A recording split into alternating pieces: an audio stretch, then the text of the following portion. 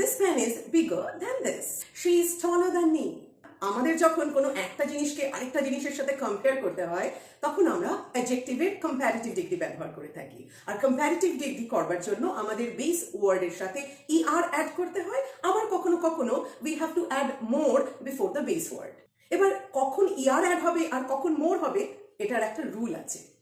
যখন আমাদের কোনো অ্যাডজেক্টিভ একটা সিলেবলের হবে তখন আমাদের ইউজ করতে হবে er, like smart, big, tall.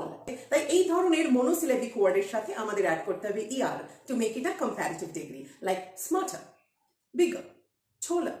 কিন্তু যেই অ্যাডজেক্টিভস গুলো 2 or more than 2 syllables আছে তাদের ক্ষেত্রে আমাদের more অ্যাড করতে হবে বিফোর দ্য ওয়ার্ড। যেমন beautiful, 3 syllable word, more beautiful. We cannot say beautifuler.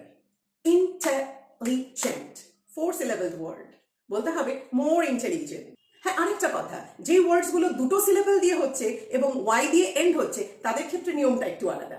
সেই ক্ষেত্রে ওয়াইটাকে আমাদের উঠিয়ে দিতে হবে, and in place of y we have to use ier, like happy, happier, merry, merrier. এবার তোমরা আমায় বলো, ইংলিশে কি এমন কোনো অ্যাডজেক্টিভস আছে যেটা এই রুলকে ফলো করে? প্লিজ কমেন্ট বক্সে লিখে শেয়ার করো।